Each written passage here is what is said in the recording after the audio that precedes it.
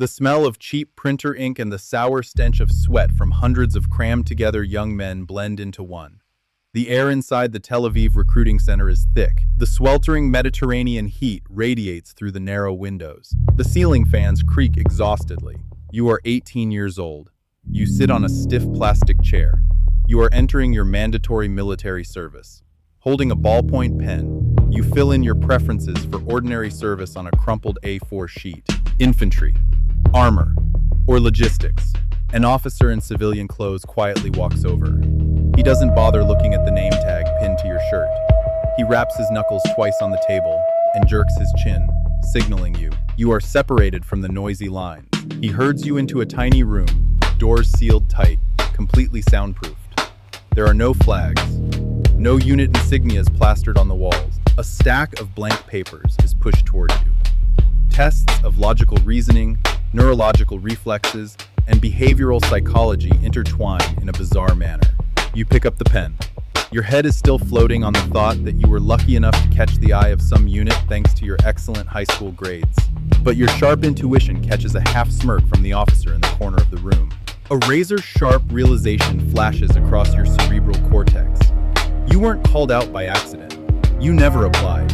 Your family history, your physical fitness test from age 16, and even your high school psychological profile have been neatly tucked away in their database for a very long time. They don't open their doors to take people in. They hunt. That summer, the system throws you into the Gibush, the military's most brutal selection phase on the planet. The Negev desert wind howls in gusts.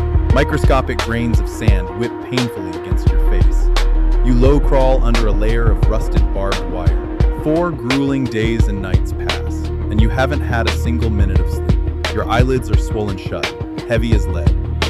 The muscles in your entire body scream, threatening to tear your skin apart.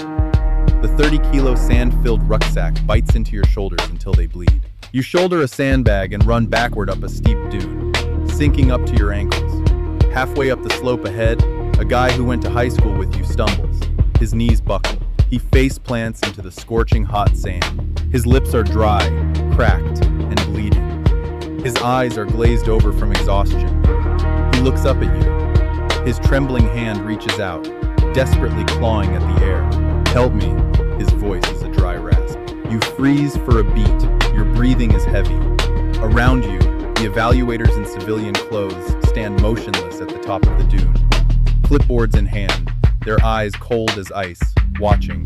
In the Gibush, you have to pull your teammates up. That is the rule. You grit your teeth and hoist him straight onto your shoulders. Your body screams under the doubled weight, but he is too weak. His spirit has shattered. He cries, struggling and demanding to be let go. He raises his own hand, signaling to the evaluators that he quits. They step forward and coldly drag him away. You stand there, panting, stinging sweat in your eyes. Amidst the blistering heat of the desert, you realize a ruthless truth. Even if you reach out your hand, the system will still purge the weak. You cannot save anyone but yourself. You must learn to become cold to the collapse of others. You are 19 years old. You don a uniform bearing absolutely no insignia or unit. You enter the nearly 2-year reprogramming cycle of Sayeret Matkal, the General Staff Reconnaissance Unit. Tens of thousands of hours of physically draining training turn you into a ghost. You learn deep reconnaissance, camouflaging yourself to blend into barren cliff faces. You learn Arabic with the specific intonations of different regions. You chew on insects to survive for months behind enemy lines. Shooting reflexes are compressed into the unconscious movements of your muscles. The final test hits. The beret march, the march to earn the beret. The night is pitch black. A helicopter drops you into the middle of the desert. The distance is 150 kilometers. Your rucksack is weighed down with boulders. You walk alone. The daytime heat scorches your flesh. The nighttime cold freezes your marrow. You walk into the 3rd day. A sandstorm completely disorients you. Your water reserve ran out yesterday. There is no GPS navigation system, no map. Your throat is swollen and so bone dry you can't even swallow your saliva. Hallucinations begin to appear. Your cracked lips taste the salty tang of blood. Massive blisters form on your feet. bursting and gluing your socks to your skin. You collapse onto the sand. Your vision blurs. You lie there, waiting for an evaluator's jeep to drive up and toss you a rescue canteen of water. But no engine sound rings out. The desert is completely deaf and mute. A chilling truth pierces your eardrums. No one is coming to save you. The system threw you into the jaws of death to see if you could crawl your own way out. Because out on the real battlefield, deep in hostile territory, no one will be coming to save you either. You clench your jaw until your teeth ache. Using your hands to claw at the sand, you use your last shreds of strength to drag yourself step by step toward a faint constellation. You find your own way to survive. You shatter and piece yourself back together into a lifeless weapon. Turning 21, you officially become an operator, an assault recon specialist. You operate in small four-man patrols, phantoms slipping into hostile nations, gathering top-secret intelligence, and executing assassinations without leaving a trace. The stifling smell of spices and the smoke of roasting meat billow up in a bustling market across the border. You wear local civilian clothing, a keffiyeh wrapped around to cover half your face. Blending into the crowd, your sharp eyes scan every row of stalls. Under your cloak, your right hand tightly grips the handle of a pre-chambered pistol. The target is a weapons engineer. He is standing buying fruit at the stall ahead. Distance, 10 meters. No bodyguards. Absolutely perfect. You step back into a blind spot and draw your gun. Suddenly, a little girl in a dirty red dress darts out from an alleyway. She laughs crisply, chasing a plastic ball. She runs straight across your line of fire. The target is standing right behind her. The biological clock in your brain stops. You have exactly 1 second to decide. Pull the trigger, and the bullet will pass through the child to lodge straight in the target's chest. Or wait. Your index finger goes slack on the trigger guard. You do not shoot. The engineer inadvertently looks up, his eyes meeting your murderous gaze. He drops his bag of fruit, whirls around, slips into the chaotic crowd, and vanishes without a trace. Returning to the underground headquarters in Tel Aviv, no one punishes you. The commander nods, confirming you followed the rules of engagement correctly. You maintained tactical composure, but the cruelty doesn't come from the discipline of your superiors. A few months later, a news bulletin hits you right in the eyes. That very engineer had just built a C4 explosive device and suicide-bombed a bus station. Dozens of other children were torn apart.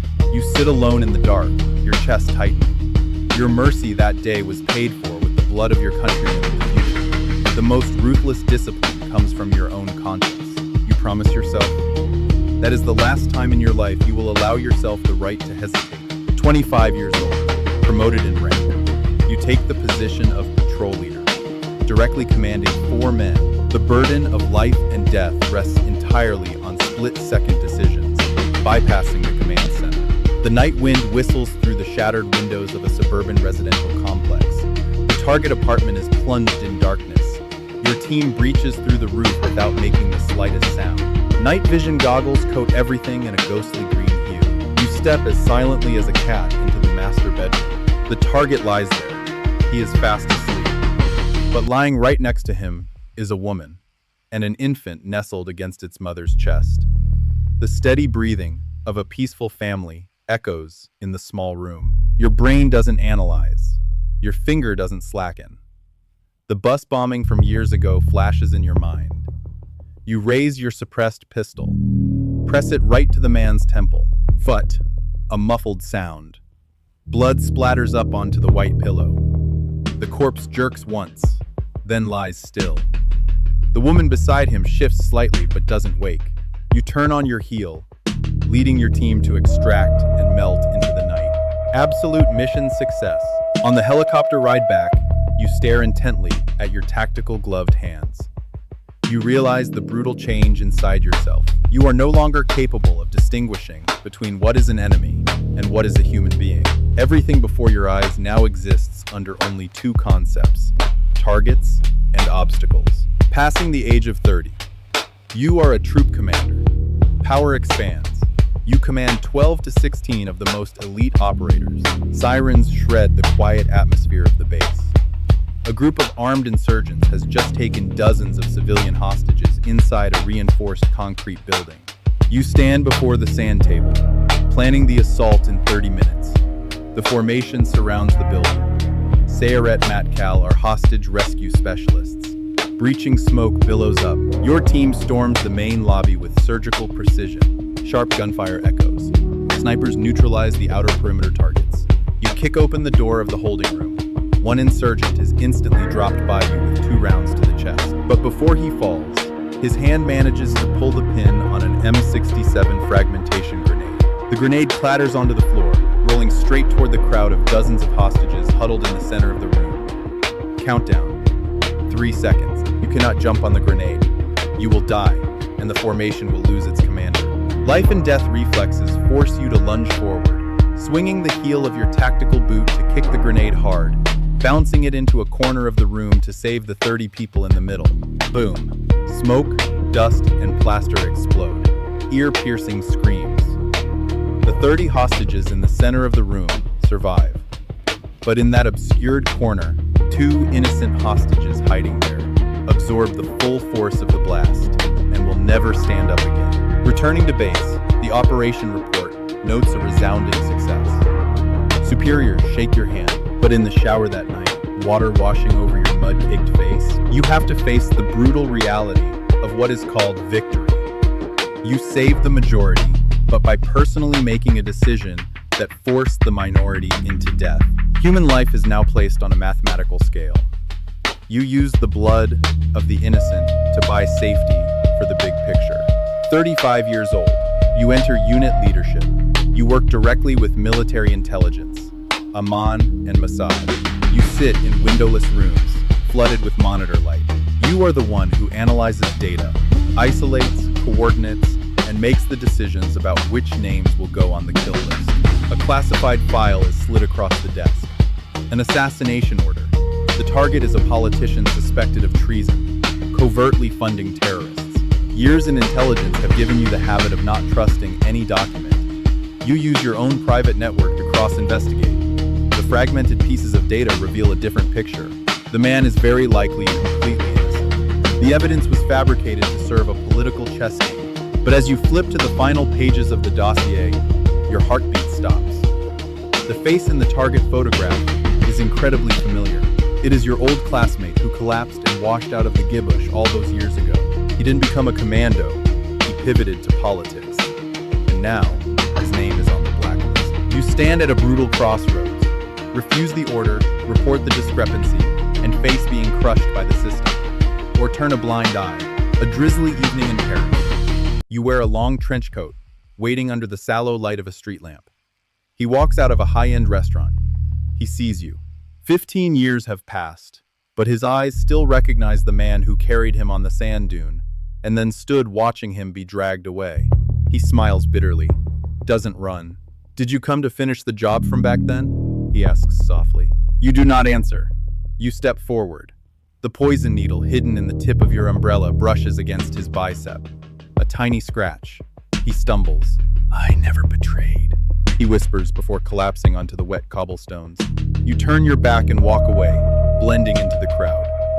15 minutes later, he will die of a massive heart attack. No trace. You sit on a commercial flight back to Tel Aviv. Your chest is empty. You realize the complete collapse of what are called ideals. You will never know if you just killed a dangerous enemy or just snatched the life of an innocent man. And the most brutal part is, the system turned you into the executioner of your own old friend. The system tested your loyalty by forcing you to repeat the act of abandonment from when you were 18, but this time with death. 42 years old. The discharge papers sit on the desk. You leave the force. No detailed service record. No honorary medals. Sayeret Matkal does not allow you to disclose your identity or your past on any civilian paperwork. Your life is whitewashed as a low-level administrative clerk. You return to your family's home for a holiday. The dining table is bustling with laughter and chatter. Nieces and nephews run around. Your parents are old and frail. Relatives serve food onto your plate. The warm atmosphere is so thick it's suffocating. What did you actually do all those years in the army? A curious cousin asks. Everyone's eyes turn toward you, waiting for an adventure story, a glorious exploit. The clinking of cutlery against porcelain plates stops. Your hand pauses. the usually sharp, cold eyes lowered. Staring at the piece of medium-rare roast meat on the plate, images of headless corpses, pools of blood, and the face of the child in the market from years ago come rushing back into your mind. You remain silent. The corners of your lips twitch upward slightly, forcing a dull smile. You pick up a piece of meat and bring it to your mouth. You cannot tell them anything, not because you fear leaking state secrets, but because, even you yourself, after all that destruction, are no longer sure of what you did and what kind of monster you have become. You pass the age of 50, hair turning gray. Overlapping wrinkles around the corners of your eyes hide your cold, sharp gaze. A brilliantly sunny morning in Tel Aviv. You sit in the corner of a familiar sidewalk cafe, take a sip of bitter espresso. Cigarette smoke drifts vaguely in the air, the noisy honking of traffic out on the street. At the table opposite, an 18-year-old boy has just sat down. He wears a simple t-shirt. On the table is a sealed envelope, a special draft notice. No unit name. His hand trembles slightly as he tears open the envelope flap. He unfolds the paper. His eyes scan over the italicized text. The noisy surroundings seem to vanish for him. A hesitation, confusion, mixed with naive pride, is clearly visible on his face. You sit motionless, your quiet eyes following his every gesture. His silhouette perfectly overlaps with your own shadow 32 years ago. A chill runs down your spine. You understand the entire structure of this world. There are no romantic heroes. There are no clear-cut villainous perpetrators. That shadow world contains only ordinary people, ripped away from the light and thrown into situations where every choice leads to a wrong outcome. Every mission you ever went through, ultimately, was just endless tests from a machine that has no stopping point. You take another sip of coffee. The bitter, astringent taste shoots up your nose. Your eyes remain glued to the young man. His hand slowly reaches for the ballpoint pen. You sit, dead still. You do not open your mouth. You do not step over to pat his shoulder to dissuade or stop him. Because you know the most ruthless truth of Sayeret Matkal. They never had to go out and recruit people. They only needed to lay out a trap of glory and patiently wait for the right person to willingly step through the gates of hell.